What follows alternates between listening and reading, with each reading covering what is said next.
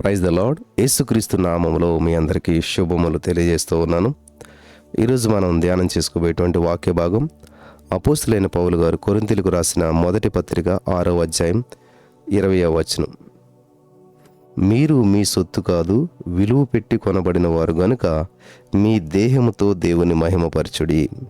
స్తోత్రం దేవా సర్వోన్నతుడా. ఈరోజు ఈ యొక్క వాక్యపు వెలుగులో మమ్మల్ని నడిపించి బలపరిచి విత్తబడిచిన వాక్యం వ్యర్థం కాకుండా ప్రతి హృదయంలో నాటబడి నూరంతల పంట అనుభవించటకు కృప చూపించమని సమస్త మహిమ ఘనత ప్రభావాలు మీరే తెచ్చుకొని దేవా ఈ యొక్క వాక్యం వెల్లడగుతూ ఉండగా అనేక జీవితాలు వెలిగించబడాలి, కృప చూపించమని యేసు నామములో ప్రార్థించి పొందుకొని ఉన్నాం తండ్రి, ఆమేన్. ప్రియులారా, చాలా జాగ్రత్తగా గమనించాలి. మీరు మీ సొత్తు కాదు. ఎప్పుడైతే నమ్మి బాప్తిస్మం పొందామో మనము యేసయ్య సొత్తుగా, యేసయ్య బిడ్డలుగా, మరి యేసయ్య కుటుంబంలో చేర్చబడిపోయాం. హల్లెలూయా. ఈ యొక్క సత్యాన్ని గ్రహించిన ప్రతి వారి జీవితంలో పెను మార్పులు సంభవిస్తాయి, స్వతంత్రులుగా జీవిస్తారు. ఆమేన్. ఒక అద్భుతమైన సంఘటన మీతో పంచుకోవాలని చెప్పి ఆశపడుతున్నాను. ఆంటోనియో రోసిని ఇటలీ దేశంలో అత్యంత ప్రసిద్ధి చెందిన సంగీత విద్వాంసుడు. అతని సంగీతానికి సంతోషించి ఫ్రాన్స్ రాజు అతనికి ఒక చేతి గడియారం బహుకరించాడు, అంటే ఒక వాచ్ ఇచ్చాడనమాట. గమనించాలి. ఆంటోనియో రోసిని అనేటువంటి ఆయన మరి ఇటలీ దేశంలో అత్యంత ప్రసిద్ధి చెందిన సంగీత విద్వాంసుడు, అంటే మ్యూజిషియన్, గ్రేట్ మ్యూజిషియన్ అనమాట. సో ఆయన మ్యూజిక్ నచ్చి ఏం చేశాడంటే ఫ్రాన్స్ దేశానికి చెందినటువంటి ఒక రాజు ఒక వాచ్ గిఫ్ట్గా ఇచ్చాడు. అయితే ఆ యొక్క వాచ్ని మరి ఆ ఫ్రాన్స్ రాజు ఇచ్చారు కాబట్టి ఈ రోసిని గారు ఎంతో గొప్ప బహుమతిగా ఎంచుకున్నాడు. ఎందుకంటే రాజుగారు ఇచ్చారు, ఇది చాలా విలువైంది, చాలా విలువైంది అని చెప్పేసి ఆయన ఆ యొక్క వాచ్ని ఎంతో విలువైన వాచ్గా భావిస్తూ చూస్తూ ఉన్నాడు. ఒకరోజు ఈ రోసిని, ఈ మ్యూజిషియన్ వాళ్ళ ఫ్రెండ్ వచ్చాడంట. ఆ ఫ్రెండ్ వచ్చి ఆ గడియారం ఆ వాచ్ని చూసి, ఇది సామాన్యమైందే కదా, అందరూ పెట్టుకునేది లాగానే ఉన్నది, ఇందులో తేడా ఏముంది, ఇది గొప్పది అంటావు ఎందుకు, దీనికి నువ్వు ఇంత ప్రాముఖ్యత ఎందుకు ఇస్తూ ఉన్నావు,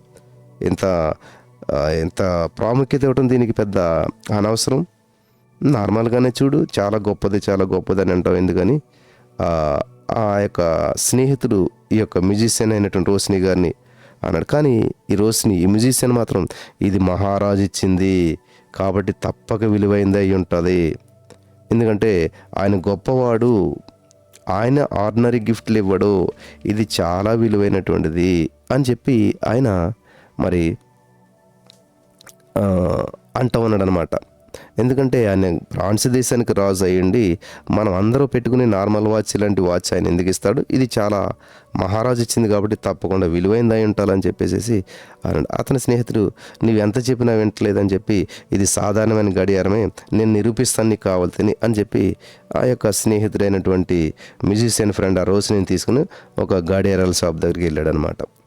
అంటే ఒక వాచ్ షాప్ దగ్గరికి తీసుకుని వెళ్ళాడు అనమాట. తీసుకుని వెళ్తే, సార్ ఇది మీరు చూడండి, ఇది దీని విలువ ఎంత ఉంటుంది అని అంటే, వాళ్ళు మేము అలా పైన చూసి చెప్పలేము విలువ, దాన్ని వెనక ఉన్నటువంటి మరి తెరిచి, దాని వెనక భాగాన్ని తెరిచి మరి దాని యొక్క విలువను మేము లెక్కిస్తాము, అలా పైకి కనపడే దాన్ని బట్టి దాని విలువ తెలియదు అని చెప్పినప్పుడు, సరే అయితే ఓపెన్ చేసి చూడండి అంటే ఆ గడియారం యొక్క వెనక భాగాన్ని వాళ్ళు ఓపెన్ చేశారంట. ఎప్పుడైతే ఆ యొక్క వెనక భాగాన్ని ఓపెన్ చేస్తారో మరి అది ఎలాగా చేయబడిందంటే, దానిలో 12 ఉంటాయి కదా నెంబర్స్, మనకి 12, 1 2 3 4 5 6 7 8 9 12 అలా ఉంటాయి కదా. ఆ 12 నెంబర్లకు కూడా వెనక చాలా విలువైనటువంటి విషయాలు దాగున్నాయి అన్నమాట. ఏంటంటే 12 విలువైన వజ్రాలు ఉన్నాయంట. ఆ 12 నెంబర్స్కి వెనక భాగంలో మెరిసేటట్లు పెట్టినటువంటి 12 వజ్రాలు ఉన్నాయంట. మరి దానిలో ఆ వజ్రాలు ఉన్నట్లు ఆ రోసినికి తెలియదు, వజ్రాలు ఉన్నట్టుగా తెలియదు, కానీ రాజుగారు ఇచ్చింది చాలా విలువైంది అన్నట్టు అనుకుంటున్నాడు. ఎప్పుడైతే ఆ యొక్క వాచ్ను ఓపెన్ చేసి వెనకాల చూస్తారో అందులో 12 విలువైన వజ్రాలు ఉన్నాయంట. హల్లెలూయా, దేవునికి స్తోత్రం కలుగును గాక. అప్పుడు ఆ గడియారం యొక్క విలువ పైన మనం చూస్తున్నటువంటిది కాదు, కానీ లోపల దానిలో ఉన్నటువంటి దాన్ని బట్టి దాని విలువ పెరిగిపోయింది. కానీ పైకి కనిపించే దాన్ని బట్టి కాదు. ఆ లోపలకు చూసినట్లయితే దాని విలువ చాలా విలువ ఉన్నది. హల్లెలూయా! దేవునికి స్తోత్రం. చాలా జాగ్రత్తగా గమనించాలి.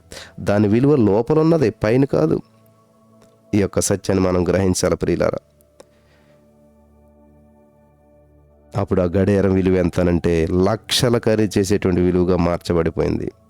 అలాగే ఏ వ్యక్తి విలువ కూడా అతని పైరూపాన్ని బట్టి కానీ విలువ రాదు. అతనిలో ఉన్నటువంటి క్రీస్తుని బట్టి అతని విలువ పెరుగుతుంది. ఆమేన్. హల్లెలూయా. కాబట్టి ఎవడైనా క్రీస్తుని వాడు నూతన సృష్టి అంట. కాబట్టి మీరు మీ సొత్తు కాదు. మరి మీరు ఎవరి సొత్తు? ఒక రాజుగారు ఇచ్చిన వాచికి అంత లక్షల్లో విలువ ఉంటే, రాజులకు రాజు, ప్రభులకు ప్రభువు నీలో నాలో ఏం పెట్టాడు? ఆయన జీవవాయువును దడు. కాబట్టి నీలో నాలో ఉన్నదేంటంటే ఆయన జీవం. దేవునికి స్తోత్రం కలుగును గాక. హల్లెలూయా. మీరు విలువ పెట్టి కొనబడ్డారంట. మనం విలువైన వ్యక్తులము. కాబట్టి చాలామంది మాట్లాడేటప్పుడు మేము ఆర్డినరీ పర్సన్స్ అండి, మాకేమీ విలువ లేదండి, మాకేమీ మరి గొప్పతనం మా దగ్గర ఏమీ లేదండి, మా జీవితంలో ఏవి విధమైనటువంటి మరి ప్రాముఖ్యత లేదు అని మీరు అనుకున్నట్లయితే మిమ్మల్ని మీరు తక్కువ అంచనా వేసుకోవటం మాత్రమే కాదు, కానీ దేవుని యొక్క మరి విలువను మీరు తక్కువ చేసిన వారు అవుతారు. కాబట్టి యోహాను 1:12 ప్రకారం మనమంతా దేవుని బిడ్డలం. అంటే ఆయన సొత్తు కూడా కాదు, మనం ఆయన యొక్క వారసులము, ఆయన యొక్క ఆస్తి మనం. హల్లెలూయా. కాబట్టి ఎంత విలువైన వ్యక్తులుగా దేవుడు మనం స్వీకరిస్తున్నప్పటికీ కూడా దాన్ని పట్టించుకోకుండా చాలామంది తక్కువ చేసి మాట్లాడుకుంటుంటారు. మేము చాలా తక్కువ వాళ్ళమండి, ఏమీ లేదు, మాకు ఏమీ తెలియదు, అలాగా. దయచేసి మిమ్మల్ని గురించి మీరు ఎప్పుడు కూడా తక్కువగా మాట్లాడొద్దు. మిమ్మల్ని మీరు ఎప్పుడు కూడా తక్కువ అంచనా వేసుకోవద్దు. మీరు చాలా విలువైన వారు, చాలా ప్రాముఖ్యమైన వారు. ఈ సత్యం ప్రతి వారు తెలుసుకుని ప్రభువును మరింత మహింపరచడానికి పరిశుద్ధాత్మ దేవుడు మీకు సహాయం చేసి నడిపించి బలపరచును గాక.